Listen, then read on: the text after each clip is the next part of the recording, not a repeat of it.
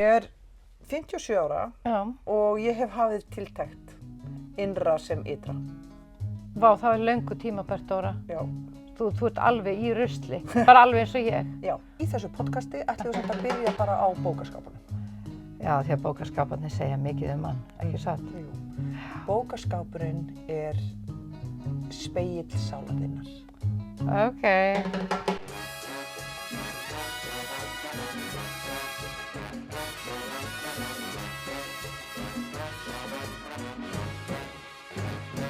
Margar skemmtilega, ég með æðislega skemmtilega bók frá vinkonum minni sem ég ætla ekkert að henda. Hún heitir The Cosmic Dance og það er bara svo mikið fallegu myndum í henni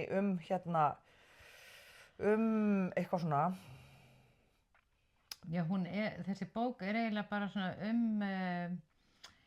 hún það hvernig öll form í lífinu raunverulega endurbirtast í öllu. Og það eru meðal annars myndir af kuðungum og þegar ég fór til frönsku Pólnesíu og það var svo mikið af ólíkum kuðungum þar og þá áttaði ég mig á því ég horfði á munstrin í skeljum og kuðungum að allir kímanóar og öll þessi kínversku munstur í klæðni og svoleiðis, þetta allt pikkað upp úr náttúrunni. Ég held að öll listsköpun sé pikkuð upp úr náttúrunni. Já, öll þessi form og þetta var, fyrir mig var þetta svona uppgötvun af því ég hafði bara ekki gert mig grein fyrir því. En ég meina, nennir að koma með selina 3? Já, ég náði það. Nei, ég skal segja. Það nefnilega, Dóra með við erum nefnilega í sumarbústanum hennar Halldóra, okkur fyrir svo gaman að koma hingað og taka upp þætti. Að í glugganum hún með skeljar, 3 skeljar og þið sjáu þær þetta eru svona stórar, ég veit ekki undan hvaða dýri þær eru. Nei, það einhverju fiskar í þessu. Já. Þeir eru svo sebrahestar eða þeir eru með svona punta á sér. Já, en þeir eru að liggja svona 3 saman í gluggakistunni. Já, það eru það svona svolítið eins og 3 selir. Já, einmitt, sem að liggja á stein. Já, svona 3 urtur sem liggja á steini. Þetta gerði maður náttúrulega. Halló litli kuðungur, ekki þetta að flauta í þessu kuðungum? Nei, vantar brún. Það vantar skarpari brún. En ég ætla að segja frá þessum að því ég á þá og ég týndi þá sem sagt, ég veit hvar þeir eru týndir og það er svolítið merkilegt að vera með kuðunga frá hinum inn á hnettinum og ég veit hvar ég týndi þá. Mér fannst þeir mjög merkilegir og ég pakkaði þeim niður í kassa og sendi þá úr miðri heimsreisu til Íslands á undan okkur. En svo bara hef ég ferðast meira og ég sé þessa kuðunga bara í tonnavís út allan heim í verslunum, þessa típu. Þannig þá allt í einu verður svona eitthvað sem ég fann mjög sérstakt, bara svona eins og, já það nóg til af þessu, en af því ég veit hvar ég týndi þá, þá eru þeir svona galdra kuðungar fyrir mig. Sko. Einmitt, og þeir eru eins og þau séu gleri og nú vitum við það að, ég meina þetta alveg bara solid as a rock. Já. Og nú vitum við til dæmis að við erum öll bara úr stjörnuhryggi, við erum bara öll úr afgöngum, skilurðu, og þú veist, þetta stjörnuhrygg bjó til kuðung. Já. Og við erum svo, beinin í okkur eru svo búin til úr einhverju öðru stjörnuryggi. Þetta bara svo geggjað. Við erum ekki hins vegar... Hvað er þetta með þetta stjörnurygg? Nei, bara allt efni. Já. Þú veist, það fer ekki neitt. Nei, einmitt. Eins og ruslið og allt, já. Já, og bara, þú veist, þegar við deyjum, eða þegar líkaminn deyr, skilurðu, þá bara verður hann að efni í rygginu og svo mörg 100.000 árum, þá verður líkaminn á okkur saminast einhverju öðru og verður eitthvað annað. Skilurðu, bara eilíflega, sko. Já. Við erum öll stjörnurygg. Já, við erum öll stjörnurygg. Og þetta hafa frægir menn og konur sagt og jafnvel búið til lög það. We are all stardust. Nei, en sko við erum það raunverulega. Já. Það bara vísindalega sannað. Já. Við erum bara recycled material. Já. Dóra, langar að gera eitthvað sem þú voru aldrei gert áður? Já, ég alveg til í það. Ertu til í að koma í svona leyniklúbb? Já, sem heitir? Beauty-klúbburinn.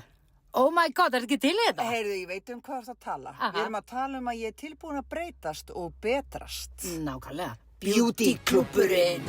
Við erum umræður í gær með vinnum okkar trú og Já. og Íslendingar ættu erfitt með að segjast þeirra trúaðir eða tala Guð og það er ekki okkur svona alveg eiginlegt og þegar við erum unglingar þá fannst manni þeir sem voru í KSS bara eiginlega alveg gúgú gaga sko.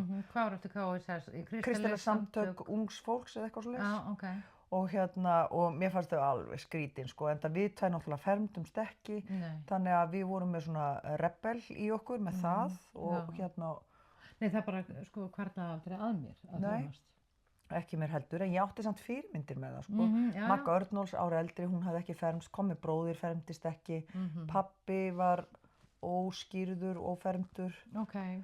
Þannig að það var eitthvað svona, það var alveg lág í ættarboganum einhvern veginn. En en þessi vinur okkar voru að tala að við varum bara eina þjóðin í heiminu þar sem væri ekki talað Guð. En þá dró ég aðeins inn Frakkland af því að ég var þar með krakkana inn í skólakerfinu. Það er búið að taka allan Guð út úr öllum lögum, þú veist, þú finnur hvergi fyrir Jesú eða trúarbrögð það hefur verið tekin út úr öllu þar. Það eru samt til kaþólskir skólar og íslamskir skólar og eitthvað svona. En svona fyrir almenning þá er búið að draga trúna og galdurinn út og mér fannst þetta svo fátæklegt þegar ég var í Frakklandi. Það væri ekki, eins og væri búið að taka galdurinn út úr orðræðunni eða eitthvað svona. Og þó svo við tölum ekki mikið Guð og þá held ég álfatrú og svona trú á stokk og steina. Ég meina við eigum öll ömmur og afa sem hafa sagt okkur sögur af stokkum og steinum og það er eitthvað svona útlendingar gera grín að segja já, álfar eitthvað en fyrir mér ég leyfi þeim bara að gera grín að mér af því að ég hef bara heyrt of margar álfasögur til þess að ég sé eitthvað að stroka það út úr vitund minni. Já, það er ennþá til og það eimir ennþá eftir af svona animisma eða svona náttúrutrú á Íslandi sem eiginlega hugsanlega held ég það verðmætista sem við Íslendingar eigum. Að líta á náttúruna sem raunverulega hluta af tilverunni og samband við náttúruna sé eitthvað sem við eigum að rækta og náttúran sé eiginlega að senda okkur einhver skilaboð ljóst og leynt með alls konar fyrirlegum atburðum og sumir hjálfa og aðrir dverga og við persónu gerum hlutina og Já, en þá eru manneskjur á Íslandi sem eru með góða náttúrutengingu og búa út á landi og lesa í háttalega fugla og lesa í skýjafar og lesa í vindinn og svo framvegis og þetta auðvitað bara svona ákveðin sjamanismi, skilurðu. Svo hugsaði líka því að þegar ég hef kannski sagt frá því áður en ég var út í Flatey eitt sumar, Nikko var að vinna á hótelinu þar með mömmu sinni og ég var með Margréti nýfædda og Flóka 2 verða 3. Ég verð bara að segja að fyrir þá sem hlusta kannski fyrst skipti Nikko maðurinn að Dóru hún lætur alltaf eins og hann sé heimsfrægur en hann er vísindamaður en það vita kannski ekki allir. Nikko er maðurinn. Allavega, en þá var ég með Margréti á brjósti og það var svo mikið strók í Flóka. Hann var svona bara rísandi bómaður, tungli bómaður, hann var alltaf að rannsaka, alltaf, bara vrr. Og þá raðaði ég tröllum og skrímslum út alla eyju. Af því að það engar girðingar og ég varð að búa til girðingar í formi skrímsla og tröllkvenna og það Grýluvogur í Flatey, þannig að það var þarna og það voru girðingarnar sem ég bjó til í kringum mig þannig ég hefði... Þú hræddir barnið til hlýðinni? Til að verða heimst og vera heima hjá sér. Til þess að þú ekki að fara frá heimilinu. Jú, ég hræddi hann svo myndi ekki hlaupa frá húsinu. Já, og ekki fram á og ekki meiða sig. Þú varst raunverulega að bara passa upp á hann með þessum ráðum. Þannig að þarna kom svona eins og annað lag inn í þetta, þetta var svona, já. Auðvitað álfasteinn hjá hverjum einasta bæ og það eru álfur af því að þú vilt ekki að börnin sé að klifra upp á þennan stein en svo fólk líka í þessum tengslum. Ok, þannig að þetta voru við svona aðeins að hugsa gær og í framhaldi af því þá fór ég að segja ykkur frá því þegar ég fór til Haítí og það var þessi zombie-trúð þar. Já. Og þá skildi ég þegar gætinn minn þar sem var að þýða fyrir okkur svona, hann var að segja mér frá zombium og þegar hann talaði zombía það var svona eins og þegar amma mín eða fólk sem trúir á álfa segir mér frá álfum. hann lifir þetta alveg.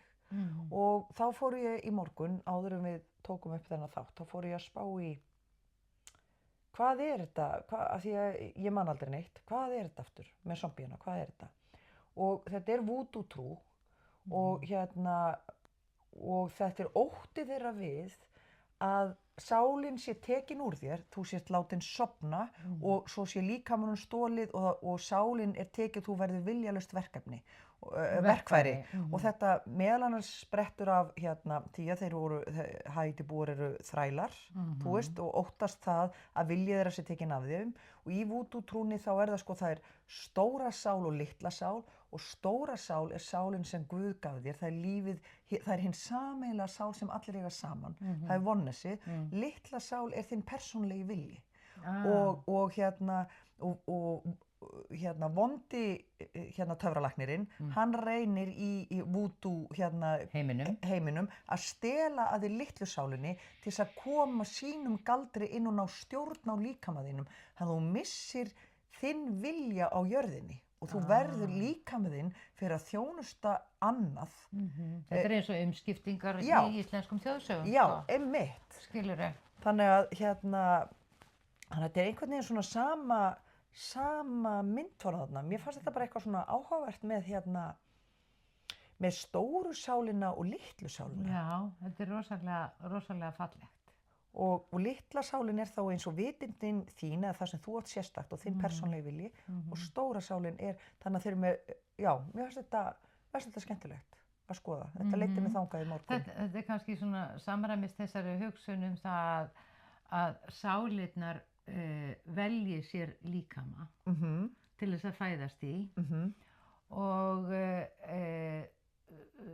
sálirnar eru náttúrulega allar komnar úr uppsprettinu okkar sem sólin, sem bókstaflega lífvaki alls á jörðinni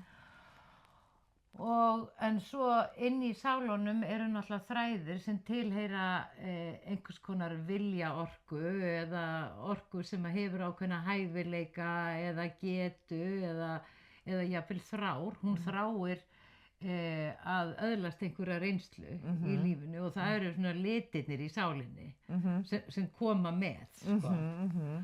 Og þá ef ég var inn að samræmi þá þetta eins og þá trúa þeir því virðist vera að þessar liti í sálinni sé hægt að taka í burtu og setja eitthvað annað til þess að beygja þig undir sig og þá góðu orku sem þú komst með.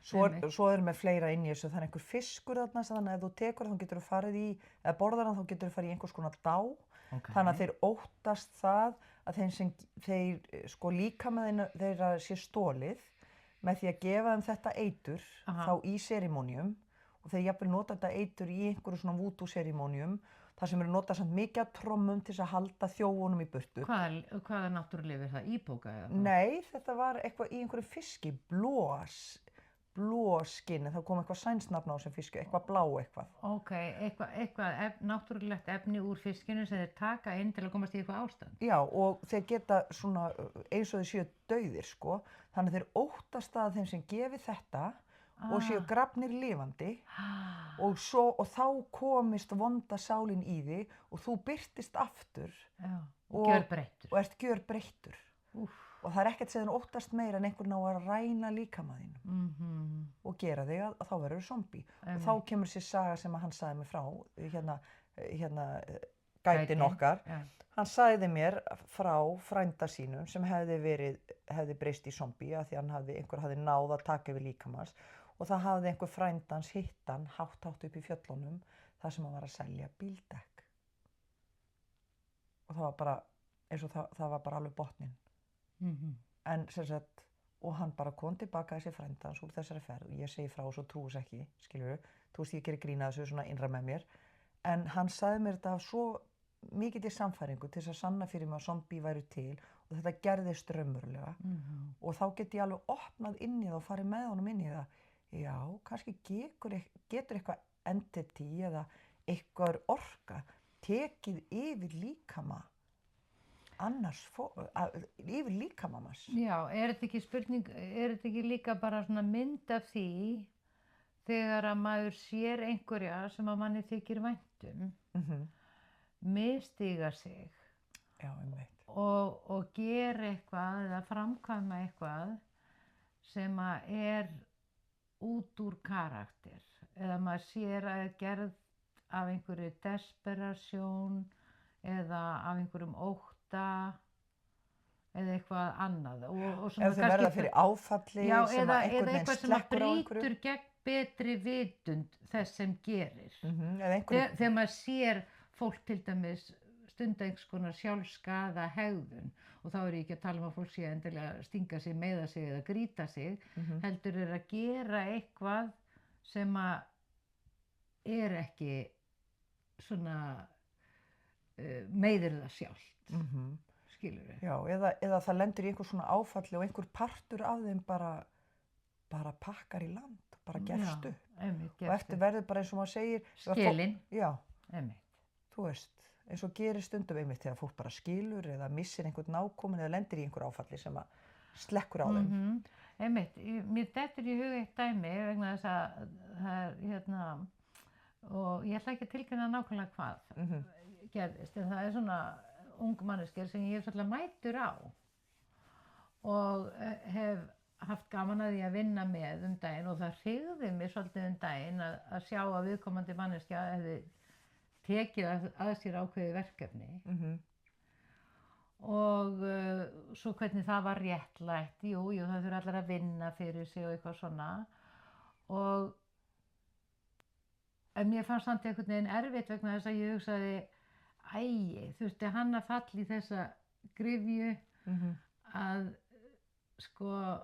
að raunverulega vinna sjálfum sér og hugsanlega öðrum ógagn vegna þess að ég veit að í þessari mannesku er rosa góður vilji en það er líka, þú veist, svo stöndum við öll frammi fyrir freistingunum stundum og ætlum við að láta narra okkur í gildruna eða ekki og þú veist og zombie getur, þú veist, það var eins og eitthvað entity takir mann yfir og zombie getur tekið yfir og sagt jú, auðvitað tekur þetta bara, ég meina, þetta er bara góður díl, þú bara tekur þetta á, ég meina, þetta er ekkert mál þetta er svolítið eins og Júdas og maður hefur sjálfur tekið mjög afskrift, ég hef tekið svo vondar ákvarðanir dagana, Dóra skilurðu, sem hafa ekki verið sjálfur mér til góða og þegar ég horfi tilbaka þá sé ég bara hvað ég var langt frá sjálfur mér, hvað ég var langt frá rauntekingunni þegar ég valdi að stíga skref sem voru ekki í samræmi við það hvernig mér leið eða hvað ég trúði á, heldur var í einhverju þóknun við eitthvað, hugsanlega við einhvern einstakling eða við eitthvað, eða eins og hamstur á hjólinu í þeirri stöðugu hræðslu að ég bara yrði að segja já við einhverju verkefni til þess að því annars bara væri ég á flæðiskeru stöddu eitthvað svona. En svo ætla ég að segja, svo tekur maður að sér þessi verkefni og þau jafnvel brjóta mann á einhvern hátt eða þú veist eitthvað svona. En svo þetta var rosa stórt fyrir mig þegar ég lék í Íslandsbankaauglýsingu fyrir 21 ári síðan. Að leika í bankaauglýsingu, í fyrsta lagi að leika í auglýsingu það var þótt ekki mjög smart kannski fyrir leikara. Ég var rosalega blöng og ég var alveg bara var með flóka á brjósti, hann var 8 mánaða og ég var bara góði, Guð, viltu senda mér 1.000.000 eða þú veist, ég þurfti bara pening til að rétta úr kútnum. Mér dreymir Lalla Jones þar sem hann skilur eftir seðlaveski á bekk og ég opnaði seðlaveski, það er allt rauðir peningar og ég segi, já, rétt eins og hann má eiga þessa peninga, þá má ég eiga þessa peninga og svo fæ ég símtal að leika í bankaauglýsingu og ég segi bara, já, þetta má bara flæða. Ég má þiggja þetta seðlaveski sem að er einhvern veginn bara rekur á fjörum mínar, þú veist. Allavega, þetta var svolítið svona áfall fyrir maður að leika í auglýsinguna því leiti að Mér fannst ekkert að ég leikir í þessari bankaauglýsingu. Nei, það sem settum út á hlæðinu var að ég var sett á veltiskilti og það var alltaf mikið fyrir mig á þessum tíma. Heyrðu, ég hef verið í auglýsingu fyrir Íslandsbanka og ég var sett á veltiskilti. Þetta eru sko 20 ár síðan. Hvernig leiðir, var það ekki óglatt? Jú, mér var svo óglatt á veltiskiltinu. Ég var bara alltaf Hlýtur þú svo óþæld? Svo alltaf því kom tilbaka bara, og getur að laga, svo aftur bara, svo bara veltist ég svona í einhvern tíma. Íslandsbanki. Varst því að of sýnileg og eitthvað svona. En allavega það sem ég er að segja, þetta var rosa lífsreynsla og margar spurningar sem ég þurfti að spyrja mig og eins og þú segir þér fannst það ekkert athugavert, ég var rosa glöð rétt úr pútnum, þær voru fyndnar og skemmtilegar og núna 20 árum seinna þá er ég að nota þessar auglýsingar í fyrirlesturum og þær eru alveg frábærar. Þær eru svo fyndnar og skemmtilegar. Þannig að eitthvað sem ég gerði þá og gaf mér einhverja lífsreynslu þá er bara eitt af því sem að mér finnst bara mjög skemmtilegt að ég hafi gert núna 20 árum seinna. Já, og ég meina, staðreynd málsins er, til dæmis bara, við getum bara verið alveg heiðarlegar með það að til að halda þessu podcasti úti, þá þurfum við kostendur, vegna þess að þetta er vinna að búa þetta til og koma þessu á framfæri og svo framvegis og við erum ekkert að fela það. Hins vegar það sem að okkur hefur tekist að gera í þessu sem að ég er svo ánægð með er það að okkur hefur verið treyst fyrir því að auglýsendum að búa til okkar eigið auglýsingarefni þannig að við getum fengið að setja okkar lit á það og við getum raunverulega verið að mæla með einhverju sem okkur þykir vænt og við höfum valið slíka samstarfsaðilar sem við getum raunverulega mælt með og ég skammast mín bara ekkert fyrir þetta. Og þá erum við ekki zombies. Hvað segir maður aldrei við blindan mann? Sjáðu. Nefnilega. Steina, þetta er vond auglýsing. Já, nei, samt, þetta er samt alveg satt. Fyrirgefðu. Þeir sem eru blindir, eru mestu húmoristjarnir þegar það kemur að þessu. Já, auðvitað. Já. Og það er, og hlaðvarp er náttúrulega væntanlega einhverjir blindir að hlusta á það. Já, og það vita allir vitibornir að við erum ekki að gera grína blindum. Nei, en fyrir blinda, þá myndi ég segja við þá, af því að þeir hafa ekki séð það, en það eru ógeðslega flott sólglerugu í sjáðu. Ég veit, geggjuð. Það eru alveg geggjuð. Nei, við erum ekki zombies. Nei, mér finnst það ekki. Nei. Og svo má einhverjum finnast við vera það. Zombies. Og það er bara allt í lagi. Já, það er bara allt í lagi og eru bara, skrítið hún, eitthvað svona. Já. En einmitt, þess vegna er ég að segja með þessa ungu manneskju sem þú ert að tala um, við vitum ekki af hverju hún átt að taka þetta verkefni að sér, kannski eftir 10 ár eða 5 ár, þá er hún með einhverja sögu að segja og einhvern stórkostlegan lærdóm að hafa gert það. En ég hef alveg sagt nei við hlutum að því ég fæ bara svona, nei, ég vil ekki taka þátt í þessu. Já, það gerir ég líka, algjörlega. Já, heyrðu, ég er með bók. Já, hvað bók? 10 þjóðsögur. Já, ég ætla að byrja að lesa. Má ég halla mér aftur? Já. Ég ætla að fara alveg inn í smá svona kyrrð og njóta þess að þú lesir fyrir mig. Ég elska að þú lest fyrir mig. Þessi þjóðsaga heitir Tökum á, tökum á. 2 álfkonur fóru einu sinni heim á bæ til þess að skipta barn. Er þessi saga okkur? 2 álfkonur? Kannski. Þær koma þar að sem barnið sem þeir ætlaðu að taka. Það lá í vöggu. Engin maður var þar nærri nema annað barn tvævett. Yngri álfkonan og ógætnari gengur að vöggun og segir tökum á, tökum á. Þá segir hinn eldri ekki má, því mein á. Kross undir og ofan á. Tvævettlingur situr hjá og segir frá.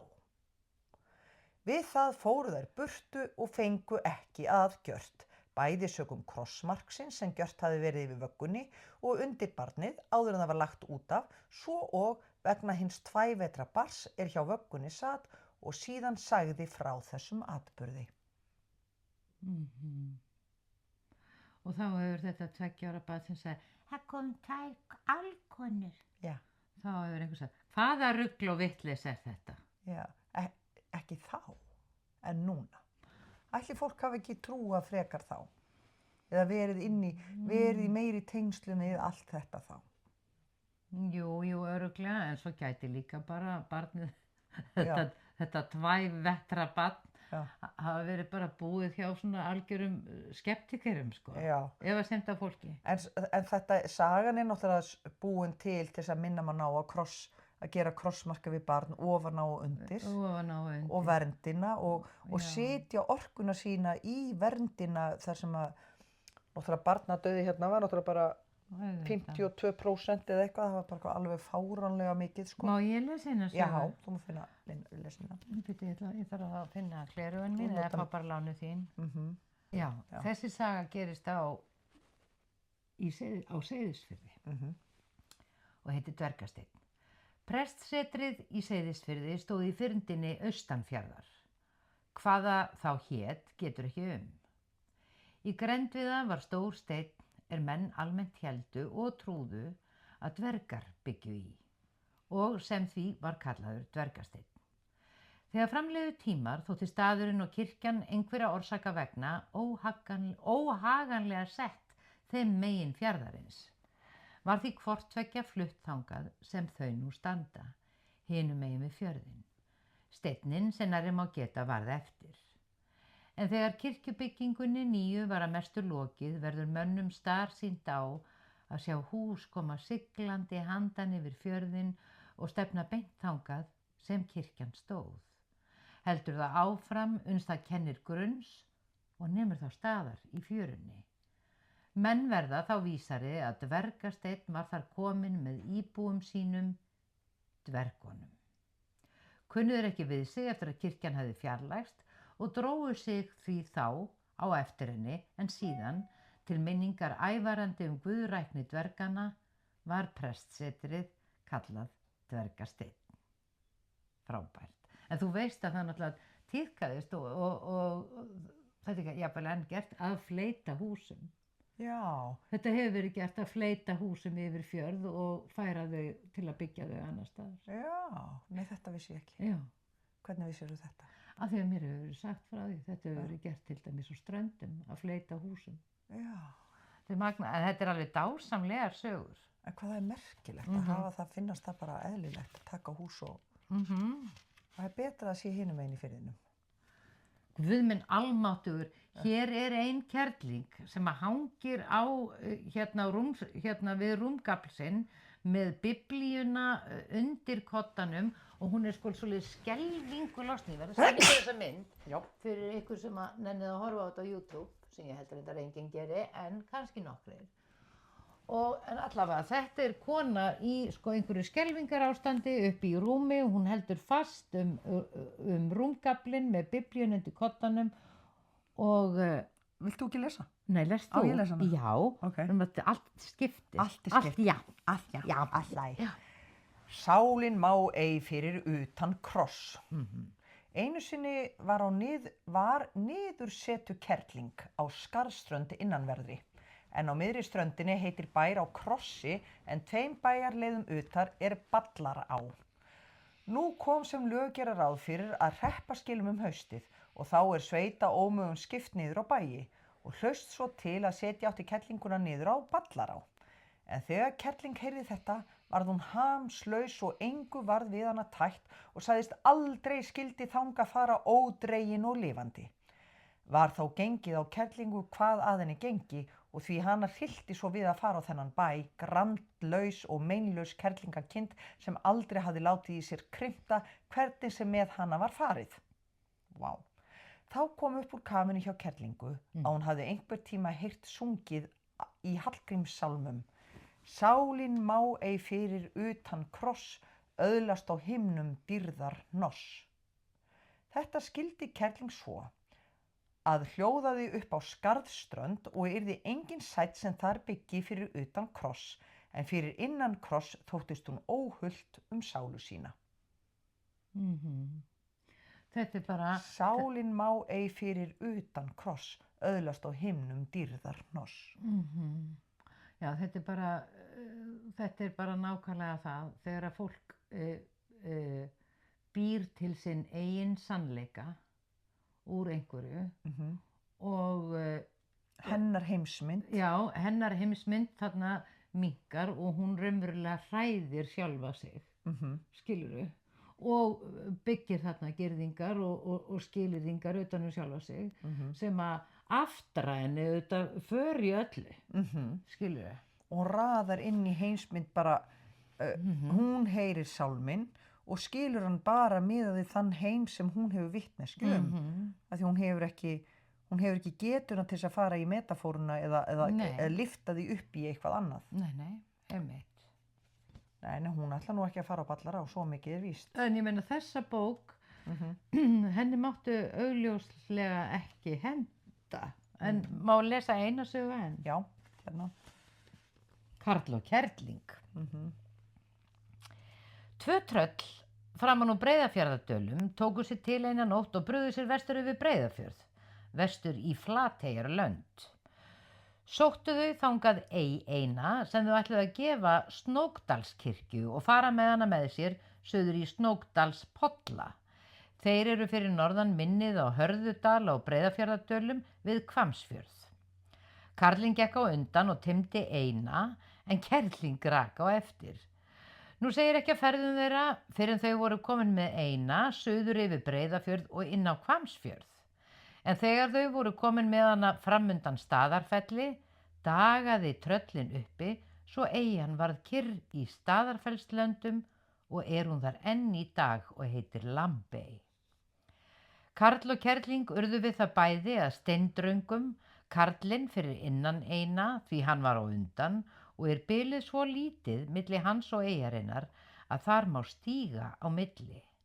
Karlinn sjálfur hár og mjór steindrangi, kerlingin var það steindranga fyrir utan eyjuna og hún lengra frá enni en karlinn. Hún og nokkru lægri en hann en góðum mun gildari. Drangar þessir heita enn Karl og Kerling. Þetta æðislegt. Ég setti einmitt tröllskessu í kirkjuna í Flatey svo Flóki myndi ekki hlaupa þangað upp eftir. Að hann langar svo oft að hlaupa þangað. Hann hann 3 og svo bara fattaði ekki fyrir hann að verða 5-6 ára og þá barn minn okkar með út í Flatey sem að Flóki segir bara nei, ég vil ekki fara upp í kirkjuna því að tröllskessan þar. Þá fattaði ég að allt sem ég hafði plantað inn í hann, þannig þegar hann var 3 ára, var ennþá lifandi í honum. Einmitt. En þetta náttúrulega, við erum út allt land með tröllskessur og kalla og mér finnst líka eitthvað galdralegt við að þau sé að færa til náttúruna. Nákvæmlega. Líka í dvergasögunni. Þú veist að þeir bara koma með húsið sitt. Ég var að velta fyrir mig núna, því að nú erum við hérna upp í bústaðinu þínum og beitt fyrir svona Skorradalsvatn. Gætum við flutt Skorradalsvatn eitthvað stóra? Já, ef við trúum því að allur veruleikinn sem við erum í höfum við sjálfar skapað. Ég veit reyndar ekki af hverju við ættum að vilja færa þetta vatn. Það er náttúrulega annað. Það annað, sko. Ég sé ekki að það þurfi að færa það. Það virðist vera svo ótrúlega ánægt með að vera hérna, Skorradalsvatn. Ef þú stæðir fyrir framan aftökusveit og aftökusveitin myndi segja nú átt þú að vera flugfreyja, þú mátt velja flugfélag. Hvaða flugfélag myndir þú velja?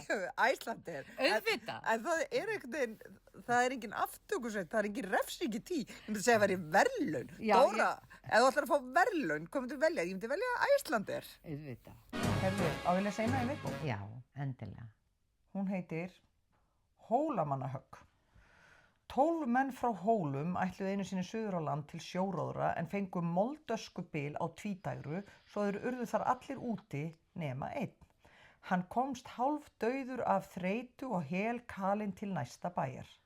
Bóndinn á bænum sem Hólamenn höfðu árinu áður hætt og misboðið erfði það við manninn og í staðinn fyrir að veita honum svo illa á sig komnum sem hann var, góðan beina, sagði hann með miskunnarlausri hæðni: Nú eru Hólamanna klakksekkir farnir að léttast. Þá svaraði hinn þó hann væri komin í opinn dauðan, en fyrir það léttast ekki Hólamanna högg og rak bónda leið aleflis kjaftsögg. En svo var maðurinn kalinn að handleggurinn féll af honum við höggið og hann datt sjálfur dauður niður í sömu sporum. Ok, og af þessum má hvað læra? Komdu nú og gefðu mér leksíu þessara þjóðsögur. Þetta eru bara 2 mjög hrókafullir en sá sem kýlir hann samt, það er meiri refsing fyrir þann sem að notar líkamlegt afl. Aha. En já, Já, hann hefði ekki átt að kýla hann.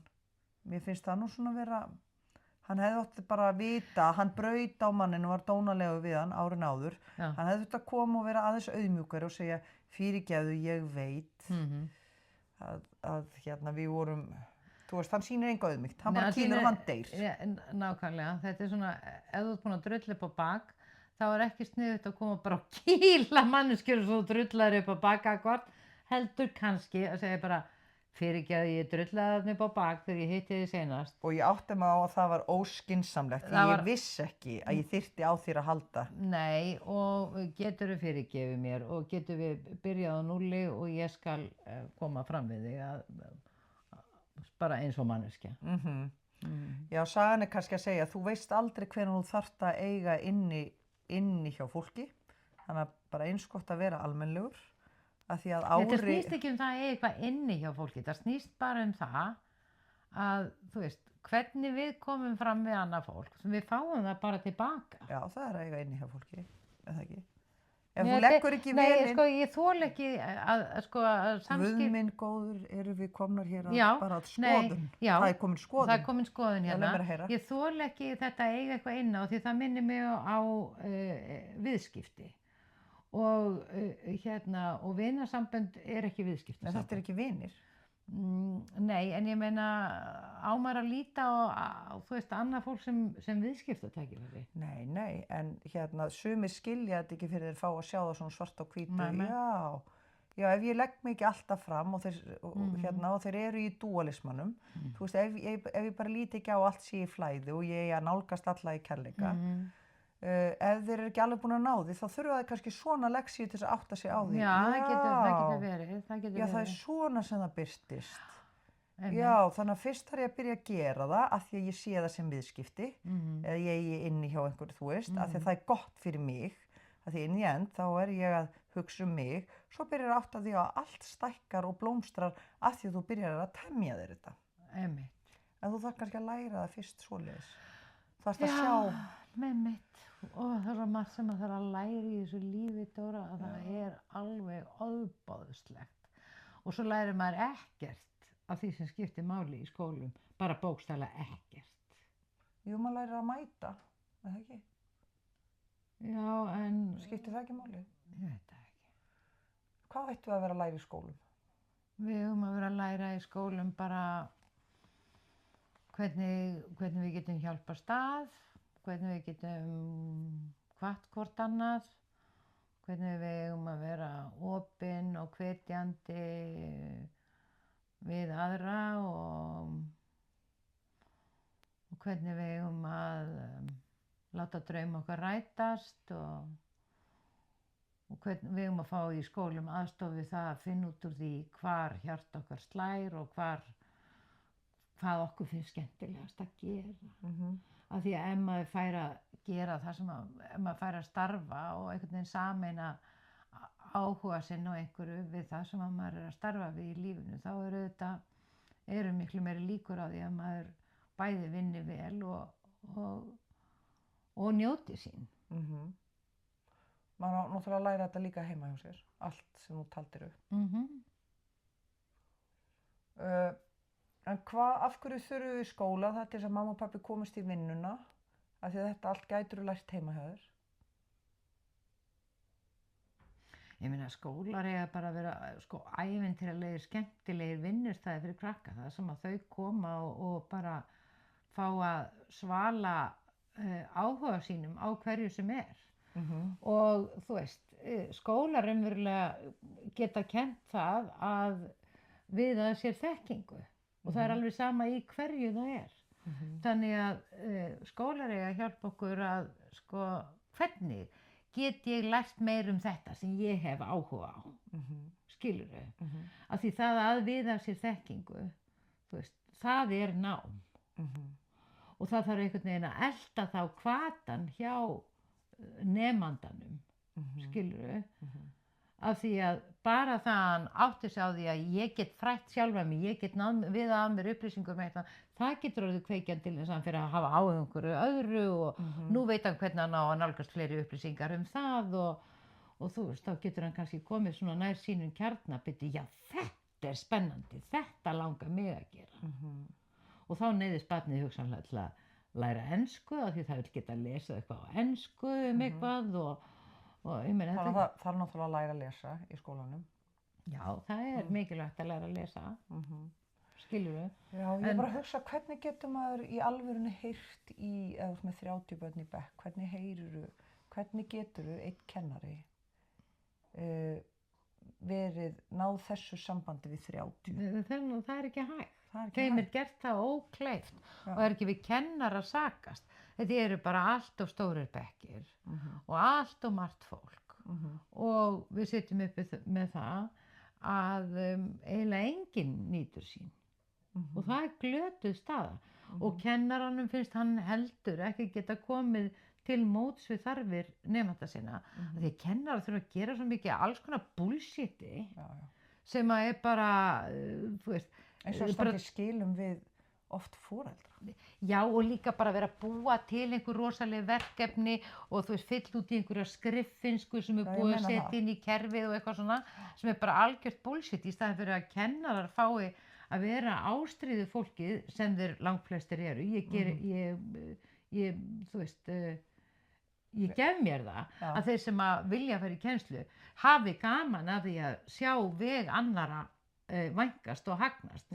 Þú veist, kennarar eru fólk sem vilja sjá annað fólk blómstra og ef að kennarar hafa ekki tækifæri til að leyfa börnum að blómstra þá erum við náttúrulega að drepa sálina í kennurunum líka. Þú veist, þetta er bara tap allstaðar. Já, ég veit það. Ég bara hugsa sko, við náttúrulega skólakerfin byrjaði bara alveg basic, bara þau verða að læra að lesa, þau verða að læra stærðfræði og sögu, það er bara að reyna að ná börnum á þeim tíma út úr bara heimsku, út úr því að vita lítið og skilja bara, þú veist, eins og konan í þjóðsögunni, bara, ég ætla ekki að fara út fyrir þetta því hún misskilur sko Hallgrímur Pétursson. Já, en sko, ég vil líta á þetta þannig, að þú sagði bjargaði út úr heimsku. Já, svona heimska sem er heimótta þáttur, að vita ekki hvernig heimurinn er stór. Þetta er bara ekki staðan í dag. Því í dag eru börn með aðgang að öllum heiminum. En þau þurfa að læra að lesa og það er líka mjög gott að þau læri stærðfræði og ég myndi segja að þau ættu að læra stærðfræði út frá því ég hitti til dæmis konu sem var með homeschooling. Hún kenndi börnunum sínu stærðfræði með því að láta þau fá sirkvara 10 evrurnar og fara með þeim inn í Toys R Us. Og svo voru þau í Toys R Us í kannski 2 klukkutíma og börnin voru að finna út í hvaða leikföng væri bestu kaupin og þannig læriðu prósentu og afslátt og allt sem að sko raunverulega nýtist þeim í lífinu og hérna af því að þau voru að reyna að fá sem mest fyrir peningin og hún hafði tíma. Hún sagði, ég kenni bara stærðfræðinni í Toys R Us af því þar hafa þau raunverulegan áhuga. Einmitt. Og skilja value peninga, skilja hvenær eitthvað er, þú veist, allt og dýrt verðlagt, skynja hvað séu góð kaup. Skynja hvenær eru tilboð, hvað er 2 fyrir 1, hvað eru það að græða á því. Þú stundur bara, en hún var alveg, þetta voru 2 börn, 2 ára á milli þeirra, en hún er alveg með þeim, sko. Nú hafa Finnar, skilst mér, ég held að þetta sé ekki bull, lagt niður námsgreinar. Já, eins og... Nei, þannig að þú ert ekki að fara í lestur, skrift, stærðfræði, skilurðu, heldur, ertu bara í skólanum að auðvitað í öllum þessum fögum, en það er ekki undir þessum merkjum. Þú ert bara í alls konar rannsóknum sjálfur sem nemandi og ég meina allt tengist þetta, þú veist. Tungumál, heimurinn, stærðfræði. Ég held að það sé ofmat að það þurfa allir að kunna stærðfræði. Ég er með svo léleg í stærðfræði að ég get ekki einu sinni hjálpa sko börnunum mínum þegar þau eru sko, þú veist, á fyrstu bekkjum grunnskólans, af því ég kann valla. Ég get svona talið upp að 10. En það er svona það bil það sem ég kann í stærðfræði. Ég kann margföldunumtöfluna af því að við þurftum að læra hana utan bókar í skólum en ég get ekki séð að það hefur nokkuð tímann gagnast mér að kunna hana. Ég held að sé samt mjög gott að koma fram og fara með hana. Já, en ég held að sé samt mjög gott að hafa ákveðin skýrleika í fjármálunum sínum. Ég held að það sé svona, og það er stærðfræði. Þú veist, það er bara að geta hort á tölur eða fengi fólk til þess að aðstofa sig, til þess að skilja tölur þannig að það nýtist þér. Ekki bara læra margföldun og töflun og þú veist ekki til hvers. Heldur og þú þarft kannski varla að læra hana í dag því að þú ert bara með hana í úrinu þínu eða þú ert með Apple-úr eða símanum eða eitthvað svona þú veist en að það sé einhvers konar skýrleiki varðandi heiminn þinn. Já, auðvitað, þú veist, þurfum við að skilja, ég meina peningar eru afl í heiminum, skilurðu, sem að fólk þarf náttúrulega að kunna skil á, en sko fyrst og fremst held ég að eins og þú kannski að leggja til, að það þurfa að vera praktísk kennsla. Já, það þarf að vera því að þið langar að læra að þú skilur bara, það er gott að vita þetta svo ég viti að ég geti fengið 2 Polly Pocket fyrir peningin í staðinn fyrir 1 Polly Pocket og ef ég býð í 1 viku þá fæ ég aftur 10 eurur og þá á ég fyrir 2 af því að það kom á tilboð. Þannig að þetta verði sko þetta verður praktískt ná. Já, praktikal. Herðu, þessi þáttur er búinn. En ég legg til að við höfum svo heilan þátt sérstaklega starffræði, þar sem þú kennir mér starffræði. Ég er ekki góð í starffræði, ástæðan fyrir þetta er eins og... Nei, en Dóra, þú ert nefnilega góð í starffræði. Ég hef bara gaman af. Já, þú hefur gaman af því að vinna með tölur og þú ert til dæmis ólíkt mér mjög skipulögð í fjármálum. Ég get verið það. Já, þú getur verið það. Þannig að þú gætir kennt mér ofsalega margt og þú gætir jafnvel orðið til þess að ég fengi áhuga á þessu. Vegna þess að, sko, þú veist, ég hef stundum gett grín að því hvað þú ert, sko, einhvern veginn svona fókusuruð í þínum fjármálum. Ég svona stríktir pildi á því, skilurðu. En þú ert svo mikill svona enthusiast, þú ert svo áhugasöm og þú hefur pælt svo mikið í þessu að þú gætir nefnilega virkilega hjálpa mér og þú gætir sko umfram alla aðra fengið mig til þess að hafa áhuga á því að sinna til dæmis mínum fjármálum betur og það er kannski líka bara gaman fyrir þig að kenna mér til að þú sjáir hvað þú kannt af því þú kannt svo mikið. Já, Kanske. Och vi kan ha haft den på dönsku. Kanske inte är svensk. Kanske kan vi prata om matematik i hel episod. Och våra heliga... Må jag hända henne? Ja. Må jag tappa henne? Ska jag ha henne eller hända henne? Ja. Detta var norska, jag tänker. Nej, det var inte tungomál. Þetta var bara okkar tungumál. Heyrðu, þú getur líka verið með tungumálakennslu. Já. Í tungumáli. Þú getur með það. Já, í tungumáli sem er ekki til. Já, það er gaman. Ok, takk, tík. Hvað má bjóða þér að drekka? Viltu kannski kaffi, vinan? Auðvitað vil ég bara kaffi. Og ég vil hellir upp og bara svona på gamla mótan, ekki gegnum sokk, heldur í gegnum svona póka. Og ég vil fá rúbínkaffi. Þetta svarta sem er bara eins og atomsprengja. Finn ég dæmi. Rúbínkaffi.